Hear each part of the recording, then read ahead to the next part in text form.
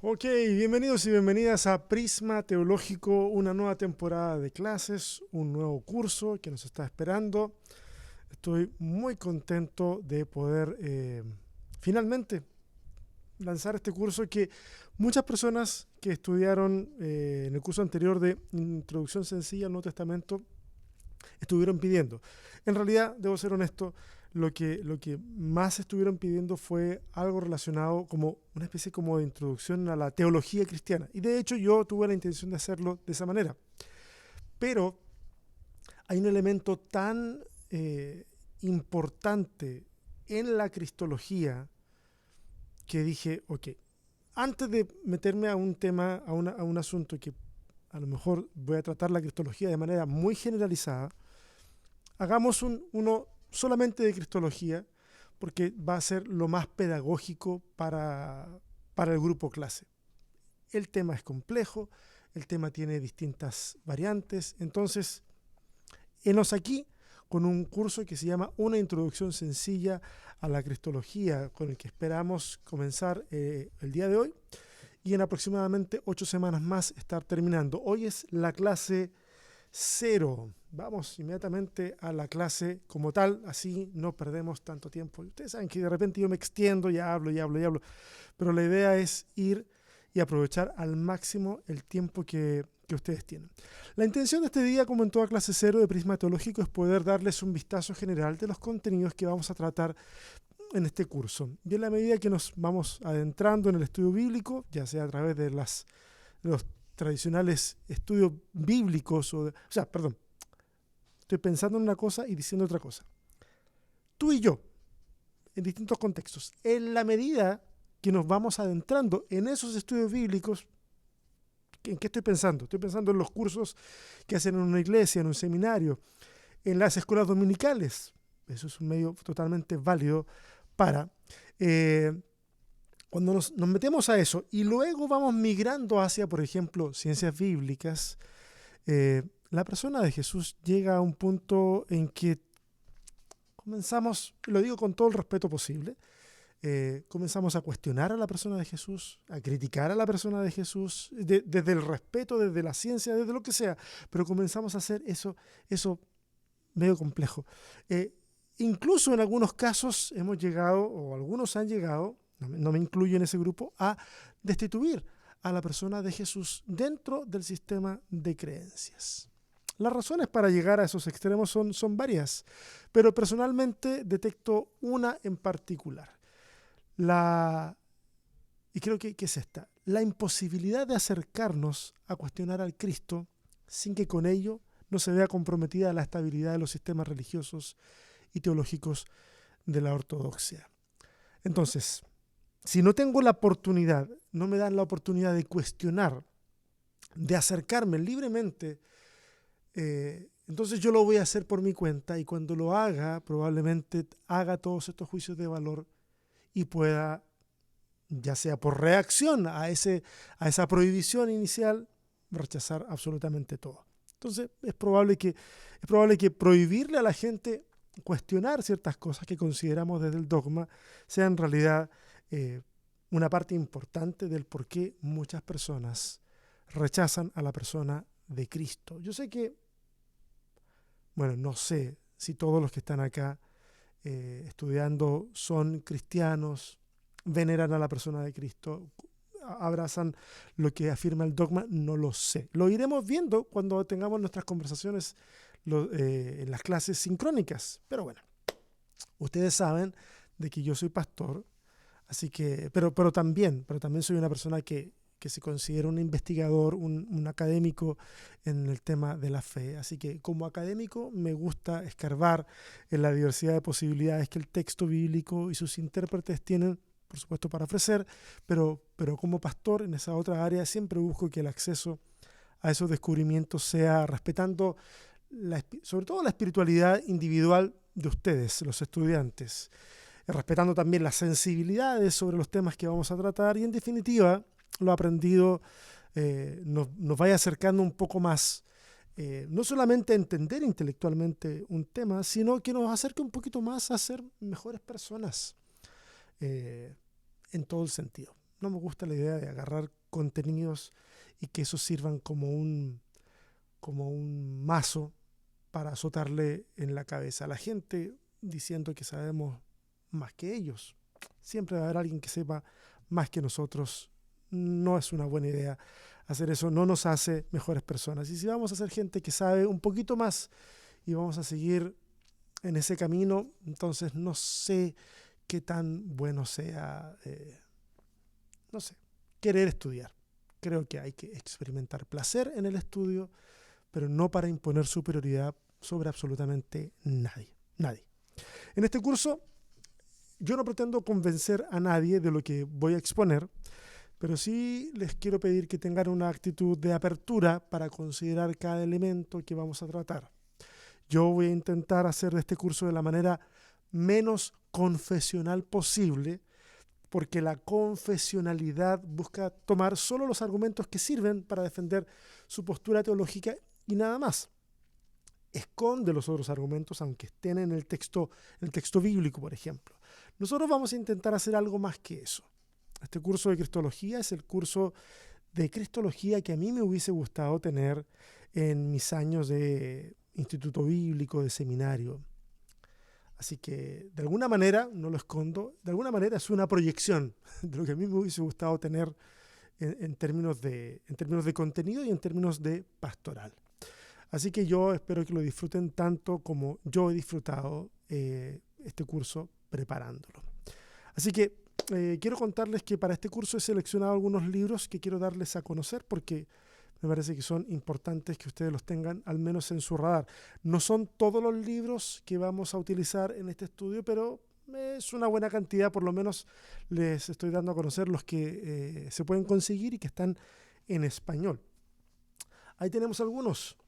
Tenemos de Elizabeth Johnson, La Cristología Hoy, Olas de Renovación en el Acceso a Jesús. Está a través de la editorial Salterrae, su serie Presencia Teológica. Tenemos un clásico, Fundamentos de Cristología, de Wolfgang Pannenberg, de Ediciones Sígueme.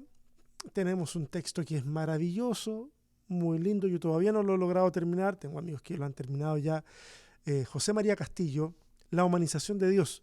Honestamente, todo lo que escriba José María Castillo lo recomiendo profundamente. Es un teólogo muy profundo, de un sentido pastoral muy grande. Tenemos otro texto de Olegario González, Cristología, de la editorial, no sé si es la serie, me parece, Sapientia Fidei. ¿Ok?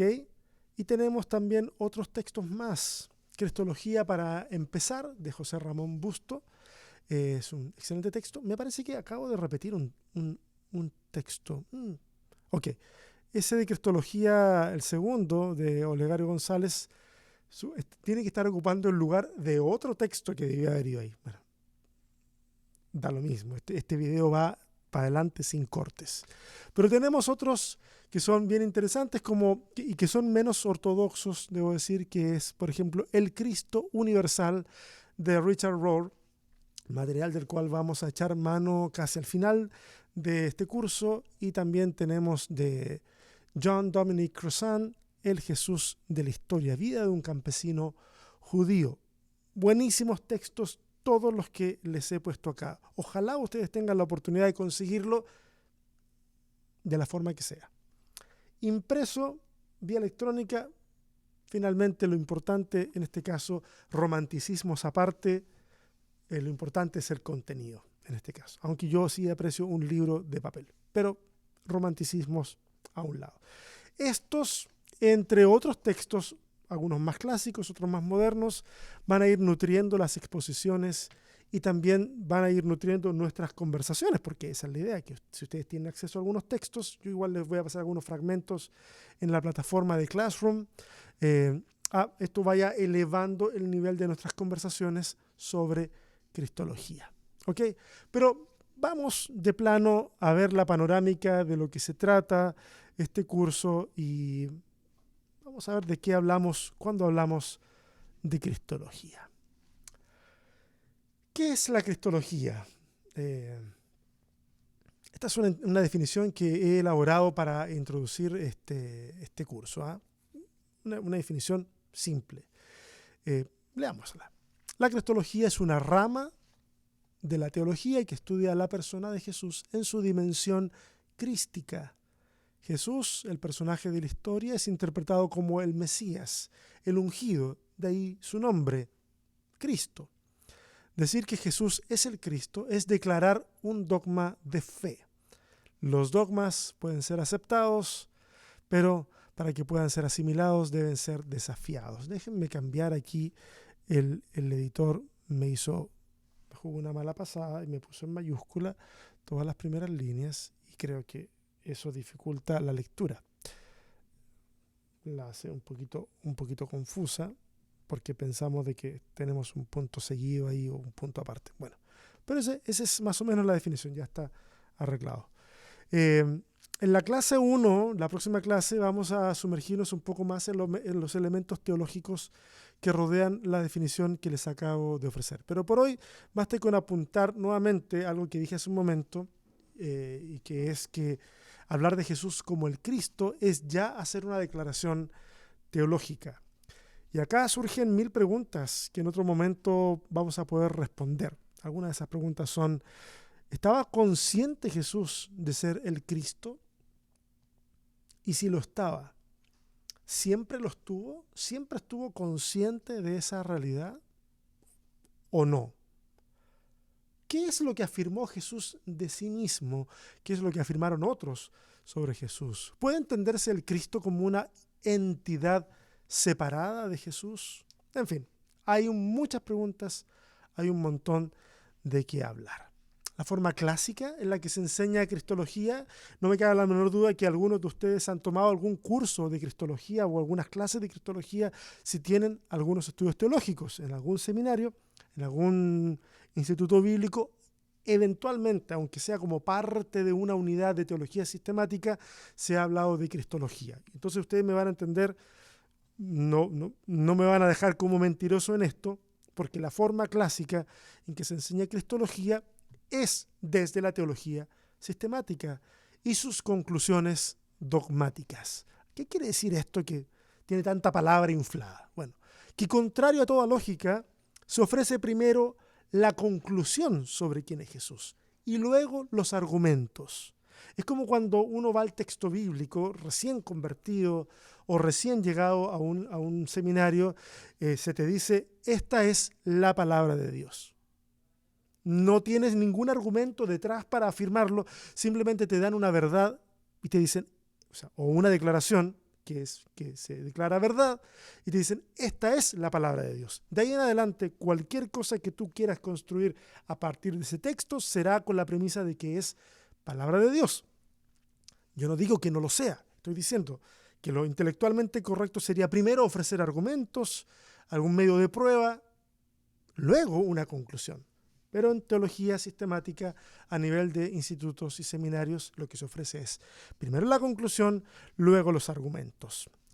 Entonces, si se ha de enseñar que Jesús, por ejemplo, es Dios, se va a exponer de manera convincente y apasionada esa conclusión. Jesús es Dios.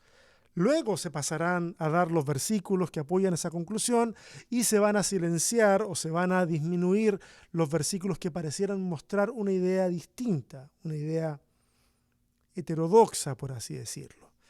En este curso lo que queremos hacer es aproximarnos a las tradiciones precristianas, en primer lugar, luego a las tradiciones del Nuevo Testamento, luego al desarrollo histórico de la disciplina y finalmente a las conclusiones propuestas. Así que este curso de cristología probablemente no se parezca a prácticamente ningún curso de cristología, al menos de los que yo he sido parte.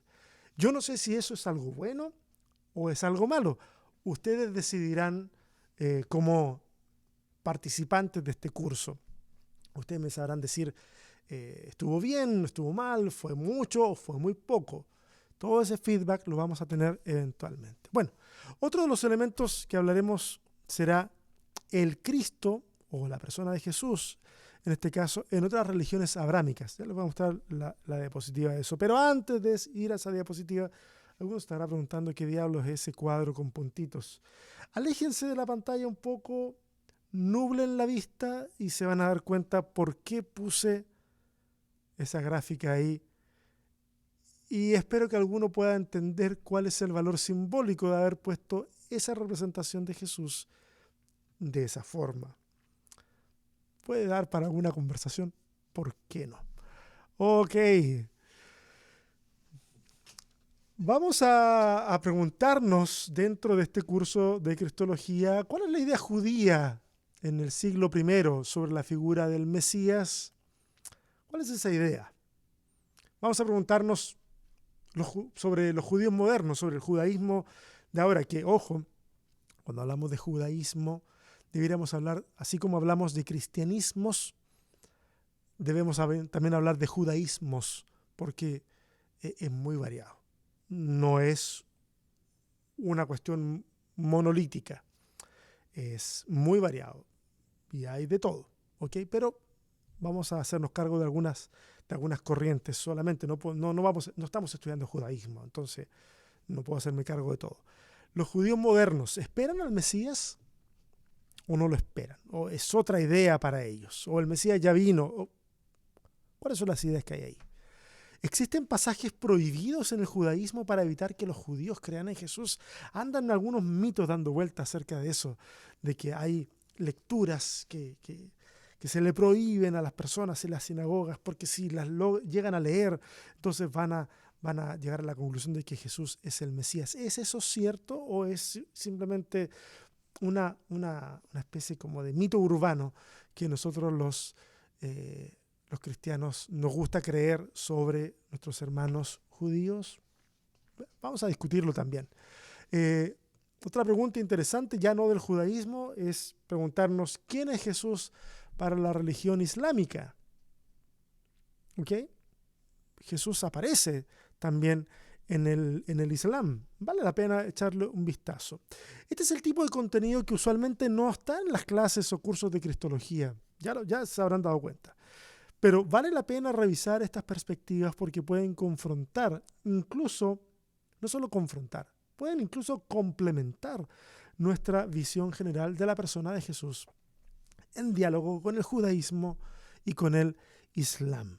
Ahora, quienes hayan estudiado su historia universal sabrán, ¿cierto?, que el Islam es posterior al surgimiento del cristianismo, pero es menester abordar la persona de Jesús en referencia a las enseñanzas musulmanes porque está ahí presente y eventualmente nos vamos a topar con el diálogo interreligioso y sería bueno conocer qué puntos de contacto tenemos para poder hacer algo desde el conocimiento y no desde la absoluta ignorancia como con mucha frecuencia a veces lo hacemos. Nos metemos a temas sin saber de qué estamos hablando. En nuestro camino educativo, una vez que abordemos este tema del Cristo o del Mesías en el judaísmo, vamos a meternos al Nuevo Testamento y veremos la cristología, por ejemplo, en las cartas de Pablo. ¿Quién es Jesús para Pablo? ¿Quién es Jesús para Pablo? Alguien puede preguntarse, ¿por qué comenzar hablando? A ver, esta cosa tiene que ir en orden, pero ¿por qué comenzar hablando de Pablo cuando el Nuevo Testamento comienza con el Evangelio de Mateo? O sea, ¿por qué vamos a meternos con Pablo si mi Biblia está ordenada de otra forma? Porque el primero en escribir no es Mateo. El primero en escribir textos que dan cuenta de esta nueva fe que surge a partir del ministerio de Jesús, el primero en escribir lo que hoy conocemos o que va a llegar a ser en su momento el Nuevo Testamento y que lo hemos heredado nosotros, es Pablo. Pablo es el primero, es el que escribe primero.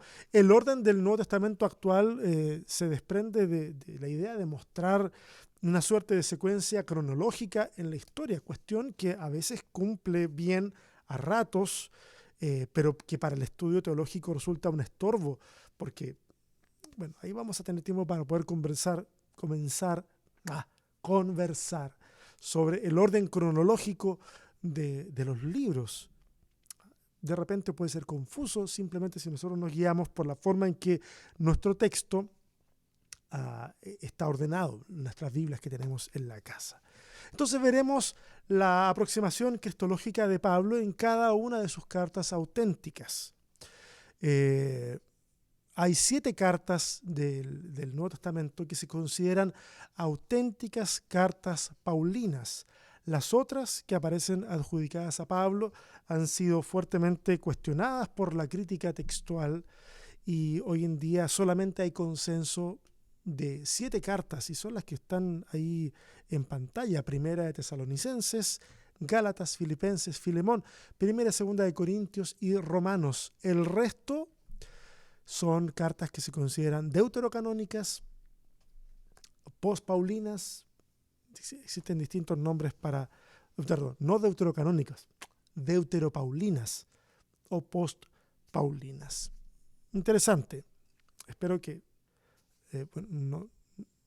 no sé si todo el mundo sabía esto, espero que la mayoría sí. Si no, les recuerdo que yo voy a tener a disposición mi número de WhatsApp para poder responder preguntas, pero también existe en la plataforma de Classroom una especie de muro en donde cada uno puede poner sus preguntas, sus comentarios, etcétera, etcétera. Algunos los respondo yo, otros los responden los otros estudiantes. Esa es la dinámica, que vayamos intercambiando información y eso queda ahí también para consulta futura, porque todos estos videos van a quedar ahí puestos en la plataforma durante un buen tiempo. Entonces cada vez que vayamos allá, vamos a ver que están los videos, vamos a ver las preguntas, de repente nos vamos a responder nosotros de nuevo las mismas preguntas que hicimos, etcétera, etcétera. Dejé un desastrito acá. Okay. Lo que vamos a hacer entonces es que veremos la aproximación cristológica de Pablo en cada una de sus cartas auténticas y la cristología en las otras cartas que no se consideran auténticas de Pablo las vamos a ver una vez que pasemos por los evangelios. Y acá tenemos los evangelios. Nos vamos a preguntar, ¿quién es Jesús? Para los evangelistas, esta gráfica que aparece acá y esta gráfica también que en la diapositiva anterior es una gráfica que corresponde a nuestro curso anterior de Introducción Sencilla al Nuevo Testamento, que entre paréntesis está en una plataforma y está a la venta por si alguien quiere. De Introducción al Nuevo Testamento e Introducción al Antiguo Testamento, ambos cursos están grabados, están en la plataforma y si alguno quiere comprarlos, están a la venta, me puede hablar después.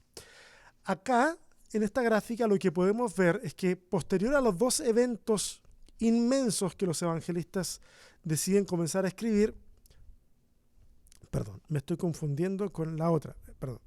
Fíjense en esta, aquí, en esta de Pablo. Fíjense que hay 2 eventos que yo puse con un marquito blanco. Uno dice vida de Jesús y otro dice conversión de Pablo.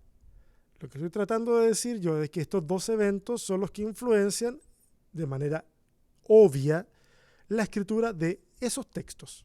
¿Esto está claro? Ojalá que esté claro. Yo no sé si cuando miro para allá... estoy medio cruzado con la cámara. Bueno, se tiene que ver bien extraño que yo muestre para un lado y en la pantalla aparezca otra cosa. Bueno, da lo mismo. En esta gráfica, fíjense, siguen los 2 colores originales que venían antes, pero aquí aparecen 2 eventos también en marquito blanco que van a influenciar la escritura de lo que viene después. De esto y de todo lo que viene después. Está la muerte de Pablo y la caída de Jerusalén. De ahí en adelante, los evangelistas van a escribir con 4 hechos importantísimos sobre los hombros, los que vimos antes: la vida de Jesús, la conversión de Pablo y ahora la muerte de Pablo y la caída de Jerusalén. 4 eventos que los evangelistas van a cargar sobre sus espaldas a la hora de escribir sus registros en los evangelios. Cada uno de esos eventos va a modelar de alguna forma, su teología y, por supuesto, su visión cristológica. Consideremos lo siguiente, por ejemplo. Pablo va a escribir unos 20 o 21 años después del ministerio de Jesús. Ustedes se fijan en esta gráfica, vemos de que Primera de Tesalonicenses, la considerada primera carta de Pablo, es escrita en el 51. O sea, ya ha pasado un buen tiempo desde la vida de Jesús y la propia conversión del apóstol. Pablo escribe entonces unos 20, 21 años después del ministerio de Jesús. Pero el primero de los evangelistas, que no es Mateo, sino que el primero en escribir es Marcos, va a escribir al menos unos 40 años después del ministerio de Jesús.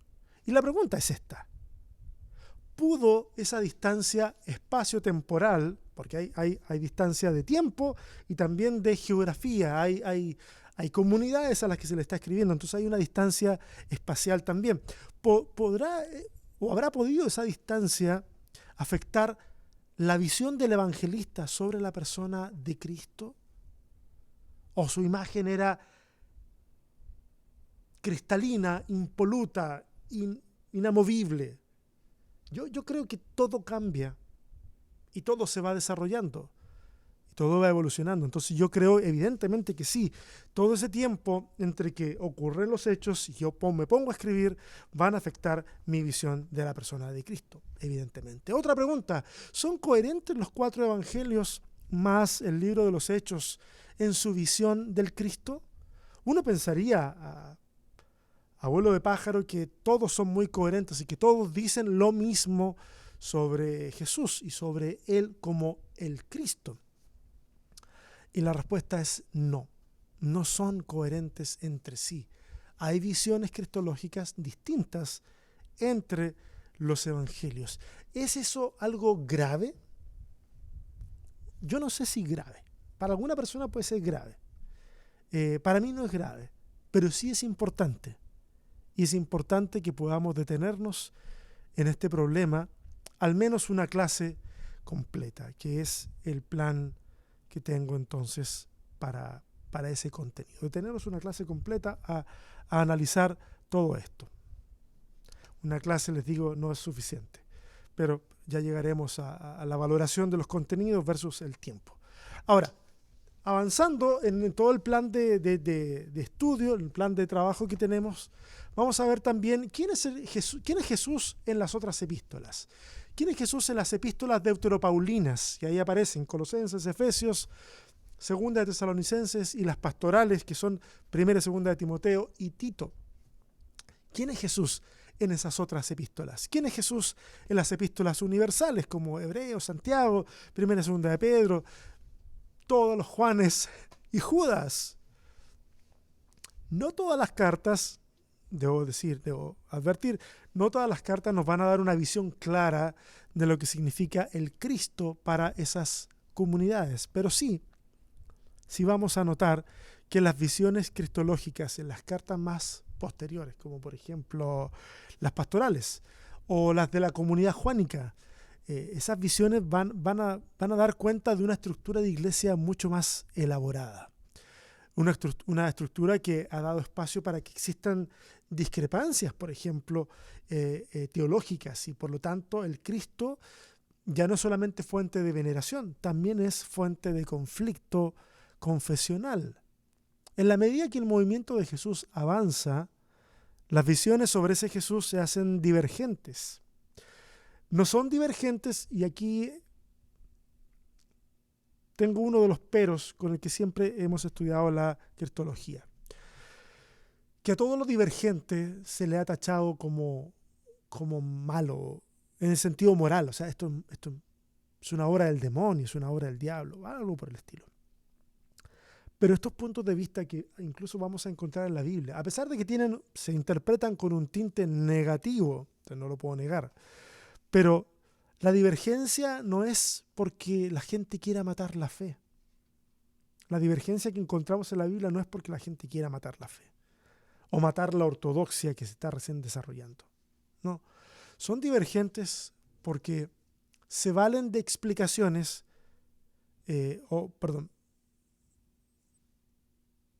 porque cuestionan las explicaciones, ahí está, que la ortodoxia está dando. ¿Ok? Entonces ellos quieren explicar un fenómeno y las explicaciones que reciben no les satisfacen, posiblemente las que ellos ofrecen tampoco satisfacen a otro grupo.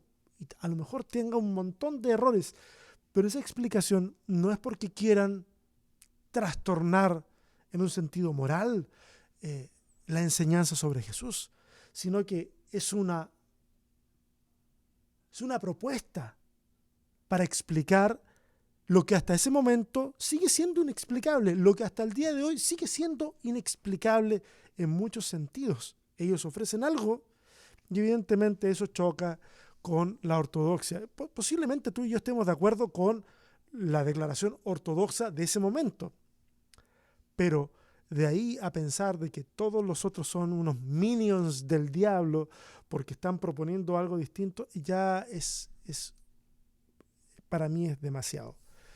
No obstante, debo reconocer que ese es el tinte que los escritores de estas cartas le dan a aquellos que se están de alguna forma oponiendo a esta explicación de Jesús como el Dios encarnado.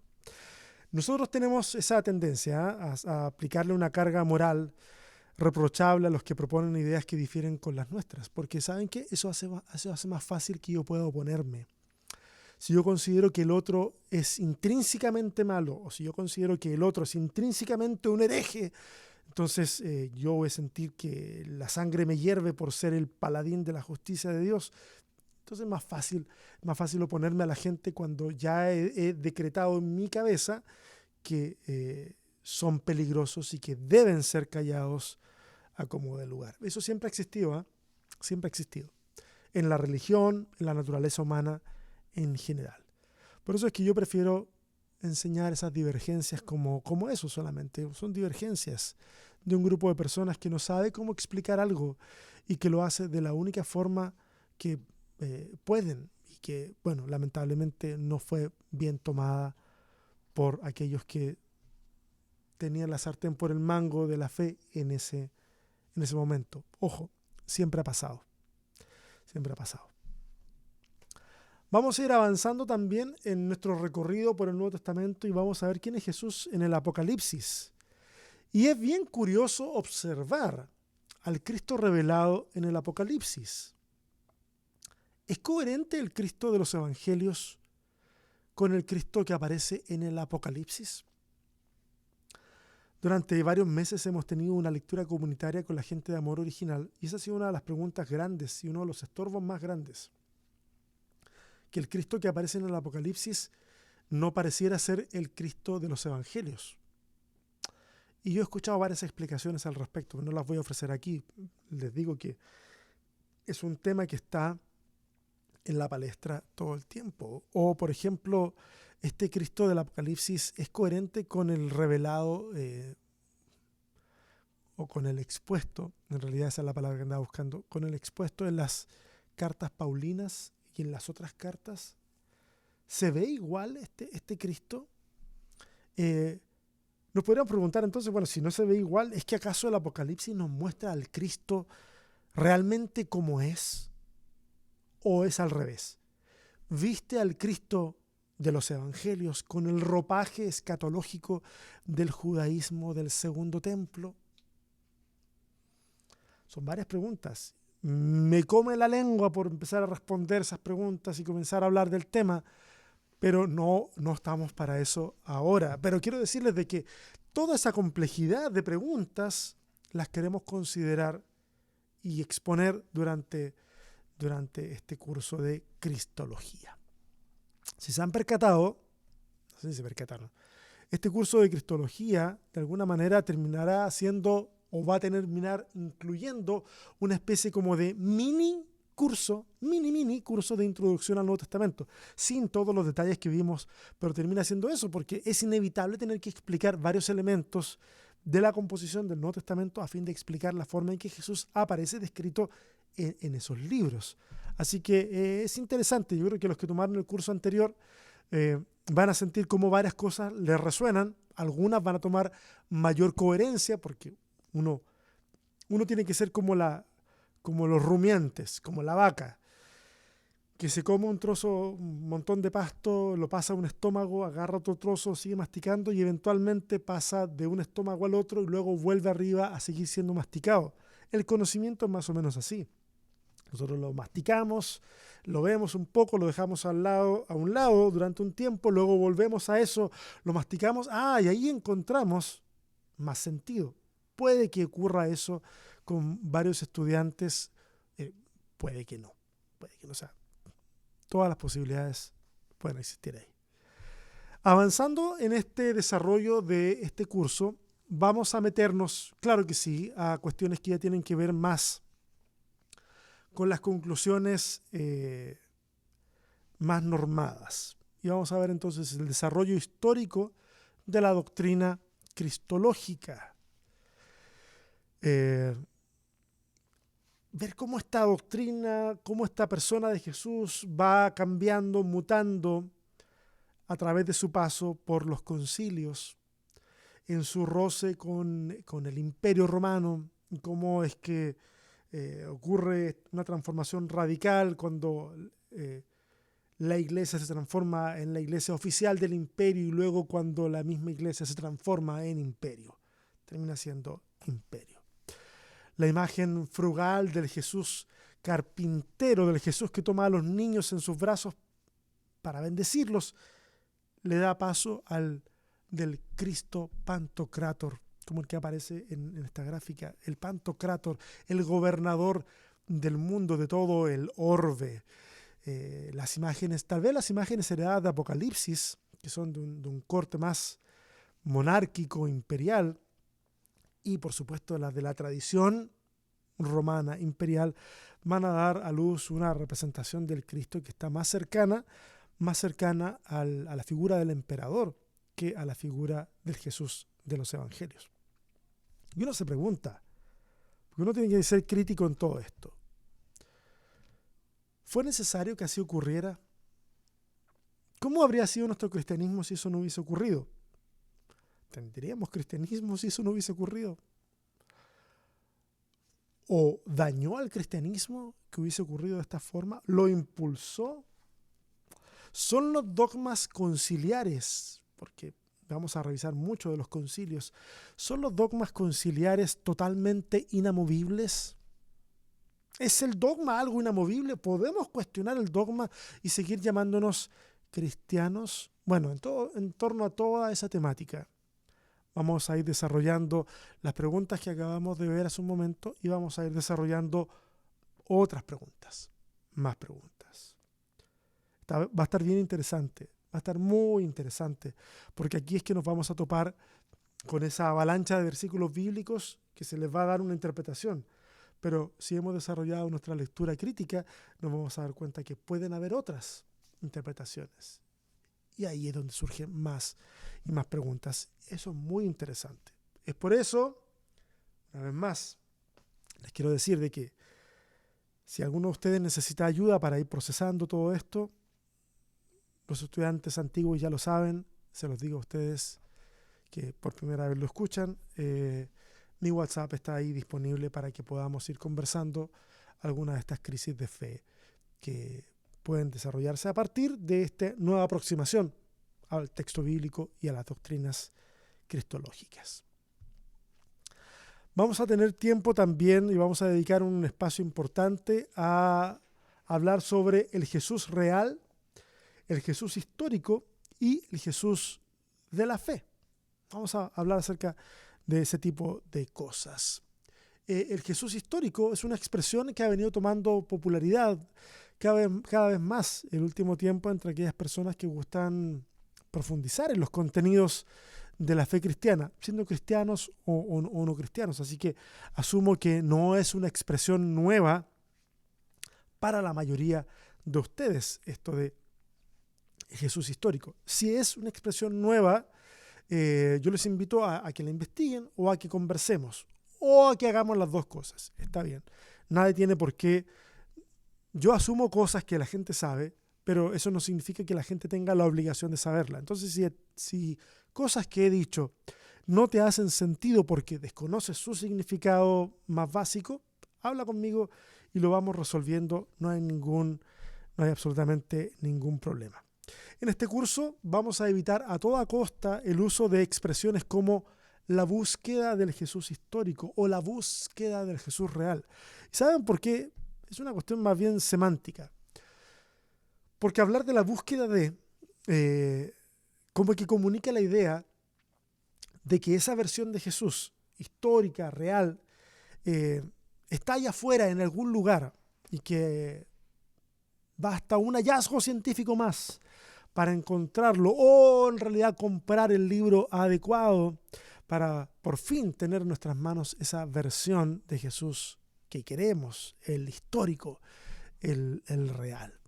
Y no, en este curso, este es un curso en el que debe moverse en torno a preguntas críticas en realidad, no esa búsqueda así como un tanto fantasiosa, sino preguntas críticas como ¿es posible? ¿Es posible reconstruir? No encontrarlo, no es un hallazgo, sino reconstruir al Jesús histórico. ¿Es posible hacerlo? ¿Es el Jesús real, que es otro concepto, el Jesús real realmente, perdón que haya repetido una palabra que sí parece tanto, ¿es el Jesús real verdaderamente alcanzable? ¿O es simplemente una idea que quisiéramos que fuera verdadera, pero no lo es? ¿Debemos conformarnos solamente con el Jesús o el Cristo de la fe? ¿Qué nos queda a nosotros? Honestamente, muchos de los tópicos que veremos en este curso podrían sostener sin ningún problema un curso completo, como por ejemplo este. ¿Ah? Un curso completo sobre esta diapositiva. Es totalmente posible. Podríamos hacer un curso entero para hablar acerca. Podría haber un curso así. Mira, ¿por qué no se me ocurrió hacer un curso así solamente de esto? Tal vez lo haga más adelante. Podríamos hacer un curso completo sobre Cristología Paulina. Es totalmente producible. Ahí está todo el material. Se puede hacer. Pero entonces uno se pregunta, y a lo mejor ustedes están preguntando, bueno, ¿cuál es la idea de este curso que parece querer abarcar tanto, pero habrá tiempo para profundizar en todo? Te digo inmediatamente, no hay tiempo. No hay tiempo para profundizar en todo esto, ni en 4 meses, ni en 5 meses. Esta es una cosa que va más allá de eso. La medida que tú te vas, es como el océano, la medida que tú te vas metiendo te das cuenta que esto va más y más profundo. Y en algún momento uno tiene que decir, bueno, o dedico mi vida entera a estudiar este tema, o me dedico a vivir y ver cómo puedo navegar con los elementos que ya tengo. Entonces, ¿cuál es el objetivo de este curso? No nos olvidemos que esta es una introducción y pretendo que sea una introducción sencilla. Estoy tratando de defender por qué le llamo sencilla. La idea es proveer información necesaria y útil para que ustedes sean los encargados de profundizar en los contenidos propuestos, en los contenidos que gatillen en ustedes la curiosidad por profundizar. ¿Okay? La idea es mostrar un camino, una ruta investigativa, es señalar autores, señalar líneas de investigación, etc. Esa es la idea. Y de esa forma, de esta manera científica, y digo científica porque estamos proponiendo una metodología para alcanzar el conocimiento, en ese sentido estoy hablando de científico, entonces de esta manera científica poder sopesar argumentos, escarbar en ciertos lugares poco explorados, etc. De alguna manera, los cursos de introducción, que son los cursos que me gusta dar, son cursos que buscan sentar una base sobre la cual cada cual deba construir encima a través de la investigación personal, a través de sus deducciones teológicas también. Yo creo que este es un curso que puede desarrollar en muchos y muchas de ustedes mayor amplitud teológica. Y eso sería súper lindo, sería fantástico. De repente que alguien que haya pasado por una de estas humildes aulas pudiera tener una aproximación cristológica que nos sorprenda a todos y nos haga aprender a todos. Qué bonito y qué golpe fuerte a nuestra autoexaltada humildad. A ver, nos daríamos cuenta que no somos tan humildes. Pero bueno, eso ya son mis reflexiones pastorales. Perdón, soy pastor, ¿no? Es difícil sacarme esa camiseta. Y ya llegando casi al final, quiero que veamos algunas visiones heterodoxas del Cristo. Lo heterodoxo es lo diferente, es lo divergente, lo no ortodoxo, en donde ortos es correcto y doxa es creencia. Lo ortodoxo es la creencia correcta. Entre comillas lo pongo porque no todo lo ortodoxo tiene que ser correcto, más bien por convención termina siendo correcto, pero ¿será totalmente correcto? No lo sé. La cosa es que lo heterodoxo es la creencia diferente, la creencia distinta, lo hereje en algún sentido de la palabra con la que me topo constantemente. Existen elementos valorables dentro de las visiones cósmicas del Cristo, por ejemplo. Por eso que ahí puse a un Jesús flotando ni siquiera en el cielo, así que nosotros vemos a ojos desnudos, sino en el espacio sideral. ¿Debemos considerar estas visiones como amenazas a la fe o intentos de contextualizarla para las nuevas generaciones? Yo no voy a ofrecer, palabra que es cierto, yo no voy a ofrecer esas respuestas. Yo soy súper bueno proponiendo preguntas, no tanto ofreciendo respuestas. Eso es una cosa que cada cual tendrá que responderse. Yo creo que esto va a dar para mucha conversación. Incluso creo que puede dar para debate. Y está bien. Eso es algo que en estos contextos académicos es esperable y es hasta deseable que exista el debate.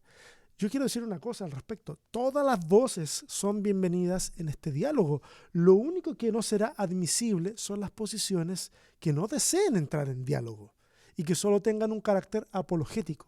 Un carácter apologético es cuando yo me siento sobre las bases de lo que yo digo. Esta declaración es verdad y la voy a defender con dientes y muelas y uñas y todo, y voy a hacer el esfuerzo máximo por convencer al otro. No. Eso a lo mejor tiene espacio en otro lugar. En este lugar, lo que hay es espacio para el diálogo, espacio para la conversación. ¿Okay? La apologética en contextos académicos, en estos, no tiene mucho lugar. Esa es la idea. Y yo espero de todo corazón que lo que ustedes alcanzaron a escuchar hoy en esta clase 0 les entusiasme lo suficiente como para decir, ok, vamos a tomarnos este curso en serio, vamos a hacer un esfuerzo por seguirlo clase a clase. Recuerden, los días miércoles se va a liberar una clase asincrónica como esta, y los días sábados va a ser la clase sincrónica a las 10 de la mañana, hora de Austin, Texas. Ambas clases van a quedar grabadas, ustedes pueden acceder a ambas luego, y si alguno quiere interactuar con la clase siguiente, por ejemplo, la que va a ser sincrónica, pero no tiene tiempo para conectarse esa mañana porque tiene un compromiso, pero le gustaría haber dicho algo, en el muro del Classroom va a poder dejar sus preguntas y yo me voy a encargar de colectar todas esas preguntas, esos comentarios y traerlos a la sala de clases ese día sábado de la mañana, ponerlos para discusión de todo el grupo o dar mi opinión personal al respecto. Así que todo va a tener su tiempo, todo va a tener su espacio. Queremos que todas las voces participen y todo va a ser admisible siempre y cuando lo digamos con respeto, lo digamos con consideración por los demás, y entendiendo que aquí no es una competencia para ver quién sabe más o quién puede ser más audaz en lo que quiera decir, sino que buscamos respetar la diversidad de creencias que todo este universo de estudiantes trae consigo a esta sala. Así que espero que esta sea una experiencia muy linda, que podamos aprovechar todos de la mejor manera.